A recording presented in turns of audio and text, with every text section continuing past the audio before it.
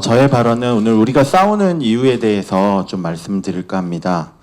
바로 오늘이 국제 성소수자 혐오 반대의 날입니다. 1년에 단 하루지만 많은 사람들과 이날의 의미를 함께 나누고 싶습니다. 성소수자 인권을 옹호하고 차별에 반대하는 이들의 참여가 더없이 절실하고 중요한 때라고 생각합니다. 동성애를 더 이상 병으로 보지 않겠다는 선언을 한 지 20년 이상이 흘렀지만 우리 사회는 동성애가 병인지 아닌지 굉장히 원시적인 논쟁을 하고 있는 수준에 머물러 있다고 생각합니다. 끊임없이 동성애가 병이라고 말하는 이들의 폭력 앞에 평화롭고 평등하게 살고자 하는 성소수자들 삶은 위협받고 있습니다. 이상하다, 잘못되었다, 바뀌어야 한다는 목소리가 커지는 상황에서 성소수자들의 일상은 안전하지 않습니다. 차별금지법을 말하면 동성애를 지지하는 것 아니냐는 의심을 받습니다. 차이와 다름, 다양성을 이야기하지만 그 안을 자세히 들여다보면 성적 지향, 성별 정체성에 대한 차이는 제외되어 있습니다. 언젠가부터 성소수자 인권을 말하기 주저하고 있고 침묵하고 있고 피해가고 있습니다. 차별 및 괴롭힘을 경험한 청소년일수록 우울증에 시달리거나 자살을 시도하는 확률이 더 높아지고 있다고 보고되었습니다. 성소수자라는 이유로 성별에 맞지 않는 외모나 행동을 한다는 이유로 또는 동성을 사랑한다는 이유로 괴롭힘을 그대로 감내해야 하는 청소년들은 삶 자체가 위기인 것입니다. 탈동성애도 인권이다 라는 해괴한 주장을 펴며 동성애를 성적 지향의 일부로서 인정하지 않는 이들에게 사랑은 일방적이고 폭력적인 방식으로 행해집니다. 전 세계 성소수자 인권 활동가들과 이들과 함께하는 지지자들을 직접 만나며 무엇을 위해 싸우는지 묻고 있습니다. 많은 나라들이 응답을 했는데요. 태국은 평등과 존엄, 사회 정의를 위해 싸운다고 대답했습니다. 인도, 동성애 합법화를 위해 싸운다고 대답했습니다. 중국, 사랑과 이해를 위해 싸운다고 대답했습니다. 우간다, 레즈비언, 바이섹슈얼, 트랜스젠더, 퀘어 여성의 역량 강화를 위해 싸운다고 대답했습니다. 레바논, 처벌 대상에서 제외되기 위해 싸운다고 대답했습니다. 자메이카, 성소수자 인권 역시 인권이라는 사실을 알리기 위해 싸운다고 대답했습니다.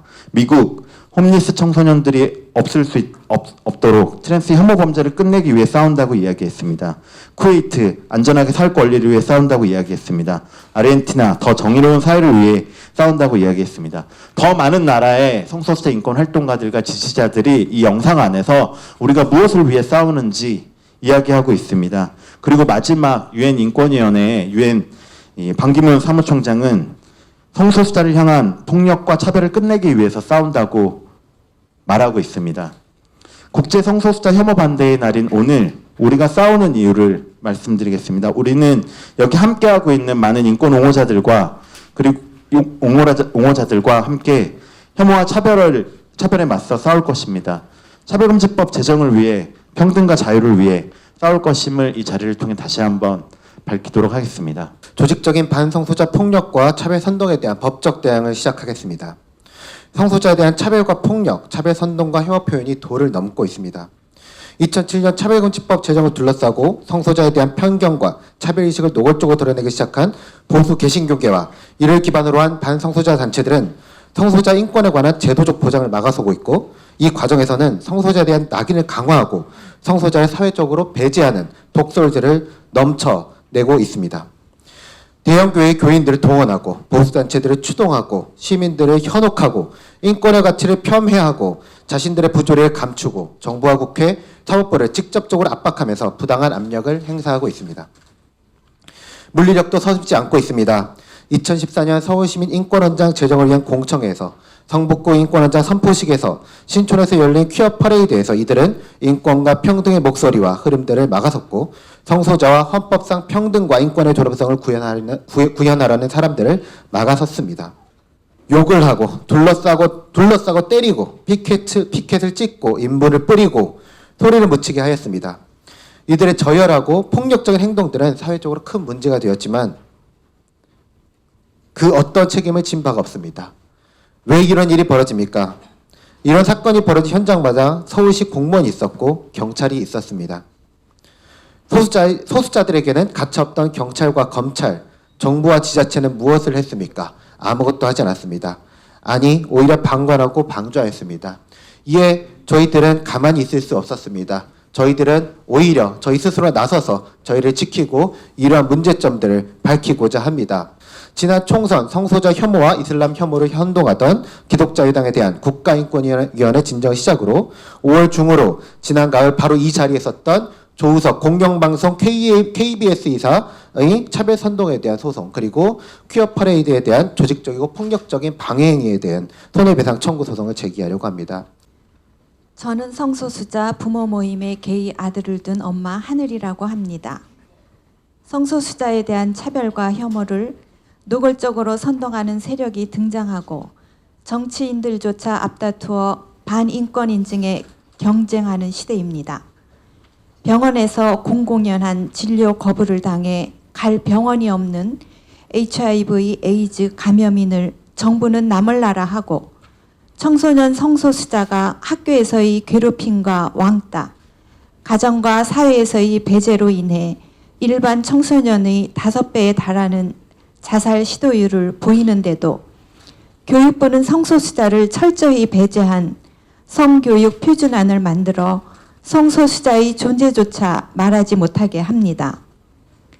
트랜스젠더인 사람들이 자신이 원하는 성별로 살아가고자 해도 국제적으로 유례 없이 높은 법적 성별 변경 요건과 수천만 원에 달하는 성접합 수술의 의료보험 미적용으로 인해 트랜스젠더 당사자와 그 가족들의 삶을 힘들게 하고 있습니다.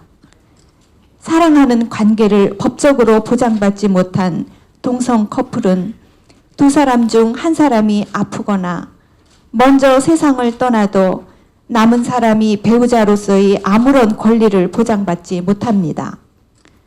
성소수자 부모 모임은 성소수자와 함께 하기 위해 벽장문을 열고 나온 가족들이 모여 만든 모임입니다. 부모 모임의 한 아버지는 편견 없는 사회라면 이게 무슨 걱정이겠는가 라고 했습니다.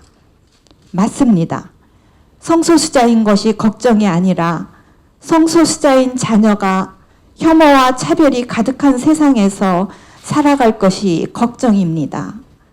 성소수자인 게 잘못이 아니라 무지한 사회가 쏟아내는 혐오와 차별이 잘못입니다. 저는 성소수자가 아닙니다. 하지만 동성애자인 아들을 통해 성소수자들을 직접 만나고 대화하면서 성소수자의 삶을 있는 그대로 보고 느끼게 되었습니다. 혐오와 차별을 조장하는 세력들은 말합니다. 동성애가 에이즈를 퍼뜨리고 안보에 위협이 되고 청소년에게 유해하다고 말입니다. 하지만 이런 말들 속에 갇힌다면 성소수자의 진짜 삶을 볼 수 없습니다. 혐오와 차별 속에서도 누구보다 멋진 삶을 살고 있는 자랑스러운 성소수자들의 모습을 혐오는 너무도 쉽게 가려버립니다. 이제 우리가 함께 나서서 혐오가 우리의 삶을 가리지 못하게 합시다. 성소수자의 가족들은 올해 퀴어 문화 축제에서도 성소수자들과 함께 행진할 것입니다. 행진하며 우리의 삶의 모습을 보여줄 것이고 또한 우리가 원하는 것들을 외칠 것입니다. 지난 총선 기간 새누리당 김무성 대표와 더불어민주당 박영선 비대위원은 목사들 앞에서 머리를 조아리며 동성애에 반대한다고 말했습니다. 성소수자 유권자 운동 레인보우 보트가 각 정당에 보낸 성소수자 인권 요구안 질의에 주요 3당인 새누리당, 더불어민주당, 민주의당은 답변조차 거부하였습니다.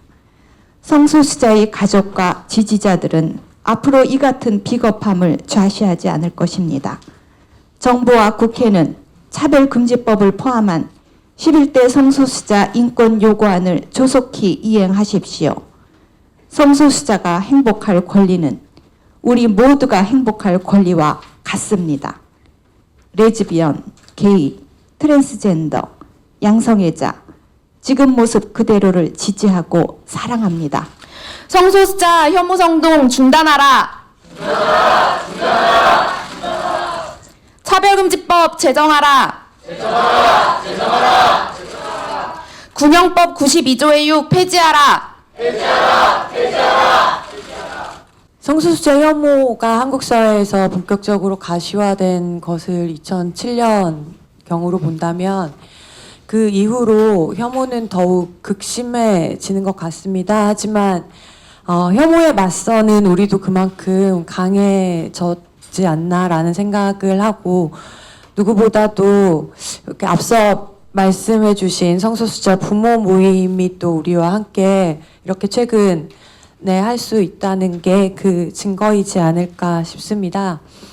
성소수자 혐오는 우리 사회가 인권의 실현을 위해 의미 있는 진전을 이룰 기회를 빼앗습니다.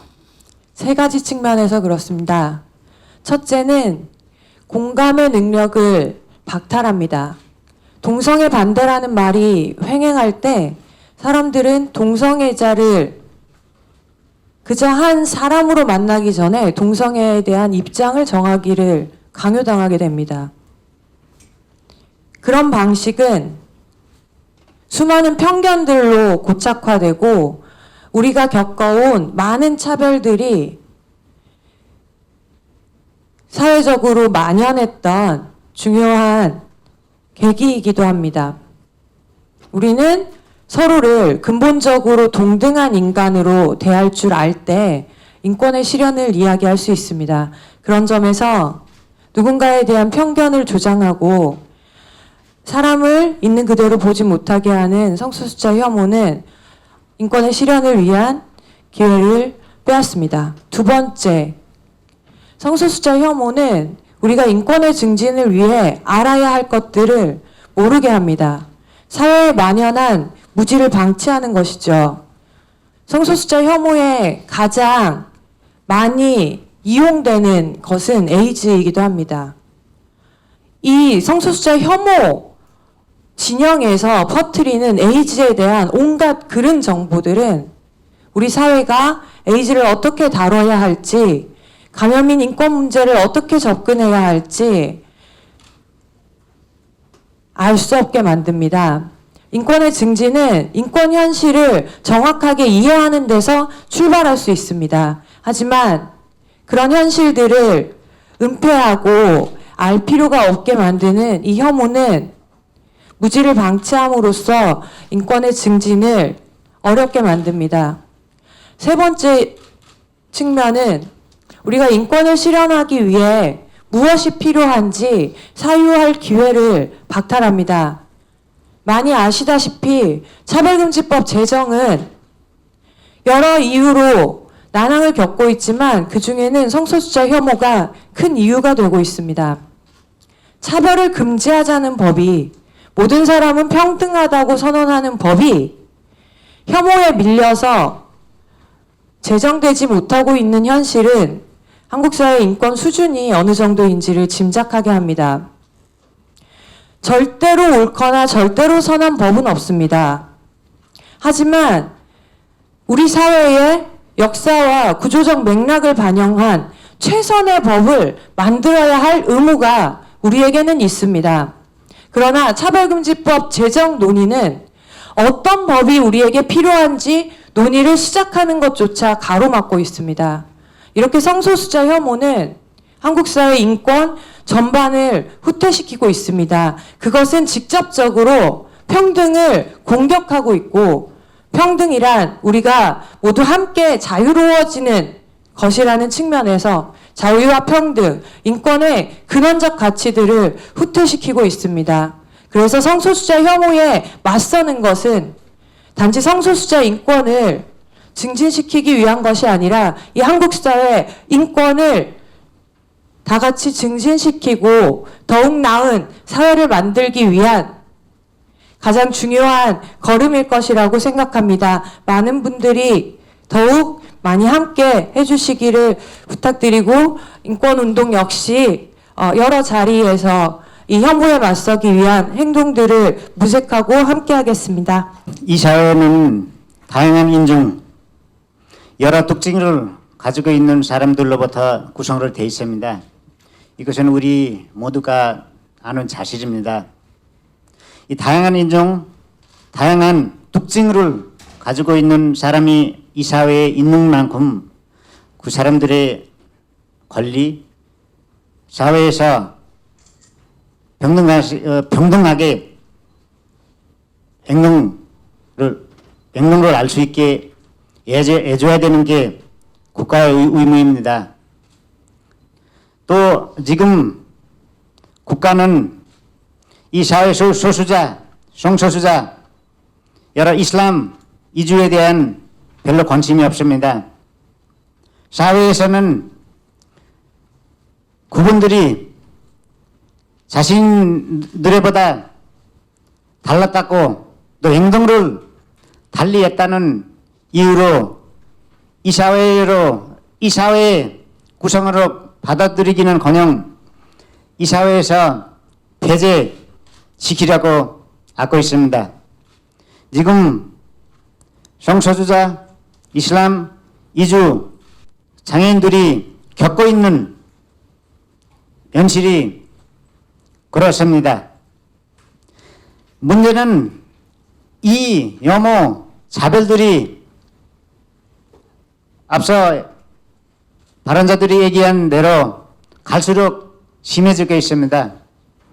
이것을 우리 약자들이는 성소수자 비롯한 사회 약자들이는 이 사회에 앞으로 우리가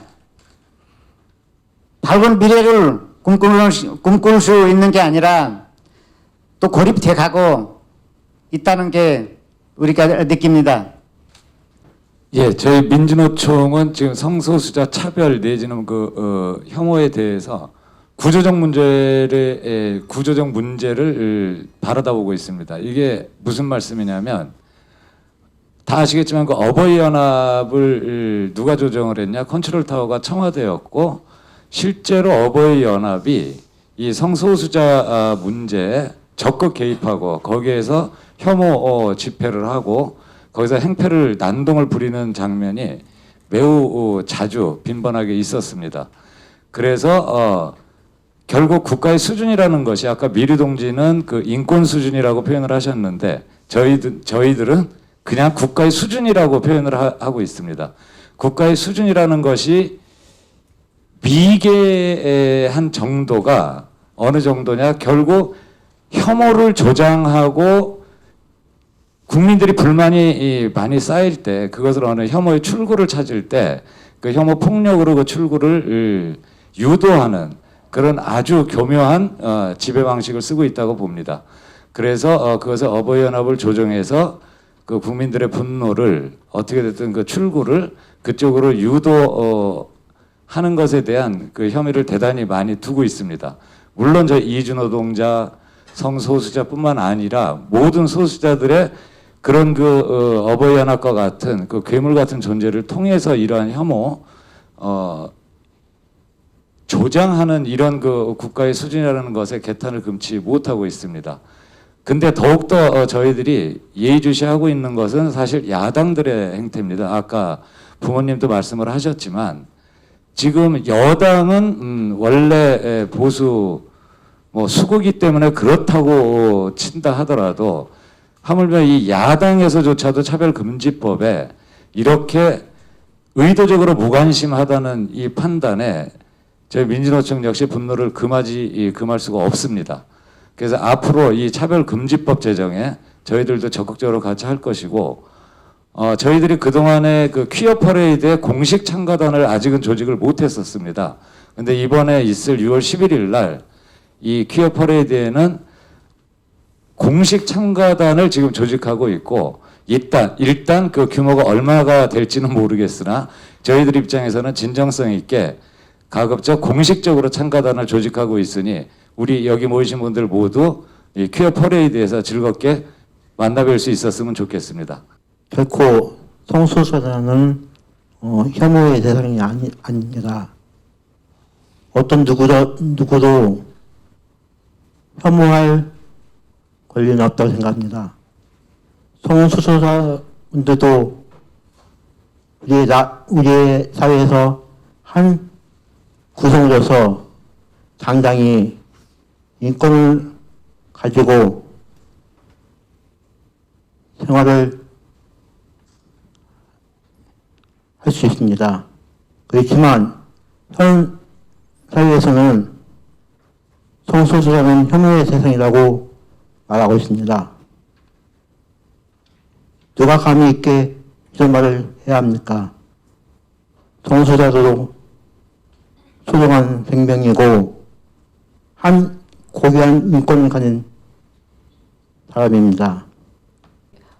우리 헌법은 누구든지 성별, 종교 또는 사회적 신분에 의해서 정치적, 경제적, 사회적, 문화적, 생활의 모든 영역에 있어서 차별을 받지 아니한다고 규정하고 있습니다. 그러나 현실은 그렇지 않습니다. 우리 사회에서 여성은 성소수자는 여전히 차별과 혐오, 그리고 폭력과 배제의 대상이 되고 있습니다. 얼마 전 전화를 받는 태도가 불량하다며 연인의 집에 찾아가 연인을 4시간이 넘도록 무차별적으로 폭행한 사건이 보도되어 사회적으로 큰 이슈가 된 적이 있습니다. 연인 관계였던 여자친구가 헤어지자고 했다는 이유로 염산을 뿌리고 달아난 사건, 그리고 혼인신고를 거부한 여자친구의 손가락을 자른 사건도 있었습니다. 대검찰청 범죄분석 자료에 따르면 한국에서 지난 10년간 1000여 명, 그러니까 매해 100여 명의 피해자가 친밀한 관계에 있는 연인에 의해 살해당하고 있습니다. 전화를 받는 태도가 불량하다는 이유로, 헤어지자는 이유로, 그리고 혼인신고를 거부했다는 이유로 여성이 폭력의 대상이 되는 현실은 소수자에 대한 폭력이 허용되는 우리 사회의 단면을 고스란히 보여주고 있습니다. 우리 사회의 만연한 혐오의 문화는 이제 여성, 성소수자를 향해 더욱 커다란 차별과 배제를 정당화하고 이를 공식화하려는 움직임으로까지 이어지고 있습니다. 정상성의 기준에 맞지 않는 성적 지향, 성별 정체성을 질병으로 바라보는 태도는 이에 대한 혐오와 폭력을 이제 치료라는 이름으로 정당화하고 있습니다.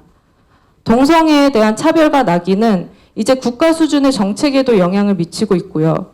성평등 정책에서 성소수자를 배제하고 국가 수준의 성교육 표준안에서 동성애 혐오를 공식화하는 것으로 나타나고 있습니다. 성평등은 성에 기반한 어떠한 차별과 폭력을 허용하지 않겠다는 것입니다. 그리고 이것은 여성과 남성이라는 성별 이분법에 기반한 고정관념과 이성의 규범을 무너뜨리지 않고서는 가능하지 않습니다.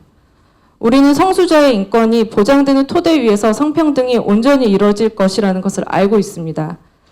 여성과 성소수자에 대한 혐오와 폭력에 맞서 우리는 더 단호하게 저항할 것이고 더 견고하게 연대할 것입니다.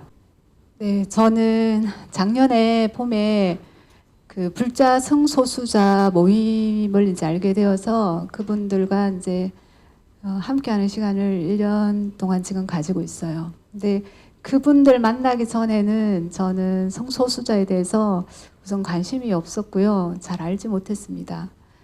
이제 그분들 만나고 나서 이제 좀 대한불교조계종 불교사회연구소에서 이제 이 성소수자들에 대해서 좀 연구를 해봤으면 좋겠다 해서 이번에 이제 이 연구를 했습니다. 그리고 지난달에 이제 그 기자 간담회 가졌었는데 제가 이 연구를 하기 전까지는 부처님께서 성소수자를 어떻게 바라봤는지 저는 잘 몰랐습니다. 이제 저희 불교 안에는 정신적인 문제를 해결하는 것과 그 생리적이고 육체적인 문제를 해결하는 것으로 좀 나눠볼 수 있는데요. 정신적인 문제를 해결하는 것에 대해서는 경장과 논장이라고 해서 그 이치를 깨닫게 하는 게 있고, 이 몸에 대해서 육체적인 문제와 생리적인 문제를 어떻게 해결해 나갈 것인가에 대해서는 율장에 자세히 나와 있습니다. 근데 그 율장 안에 3분의 1이 거의 이 성과 관련된 주제가 이제 나와 있어요.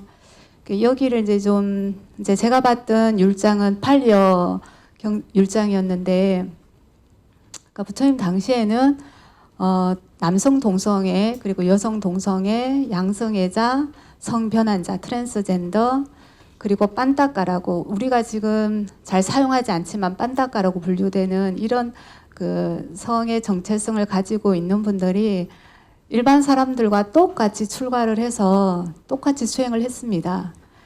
그래서 그 공동체에서 성적인 문제가 발생이 되면 일반 이승애자들도 이제 퇴출을 당하게 되고 이 성소수자들도 이제 퇴출을 당하게 되죠.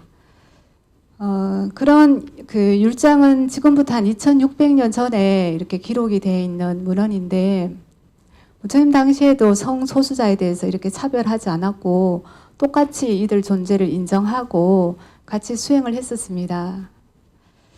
저도 이제 이런 연구를 보면서 아유 부처님께서는 이 시대 때 이렇게 열린 사고와 모든 것을 존중하고 있는 그대로 인정해 주셨는데 오늘날 종교에서 하는 역할이 뭔가 이런 것에 대해서 참 많이 생각이 많았습니다.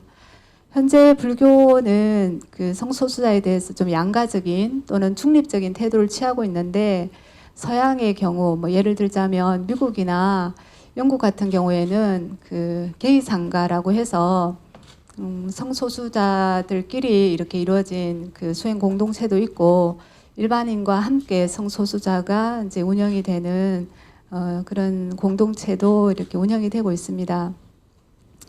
분명히 이제 세계는 변화되고 있고 세계는 연결되어 있는 것 같습니다. 요즘처럼 그 세계 여행이 자유로운 때가 없는데 우리나라 내에서 이렇게 성소수자에 대해서 혐오하고 차별하고 그 합당한 그 법을 제정하는 데 있어서 제재를 한다는 것이 얼마나 갈지 잘 모르겠습니다. 끊임없이 연동이 되고 서로 이어져 있는 이 세계가 하나의 그냥 말 같은 이 시대 때 너무 앞서가지는 못하더라도 너무 이렇게 후퇴하는 거 아닌가 그런 염려가 됩니다. 그렇게 해서 제가 이제 이 연구를 하고 나서 느낀 것은 뭐 연구 전에도 그렇고 지금도 마찬가지지만 알고 보니까 제 주변에 성소수자가 참 많았었어요.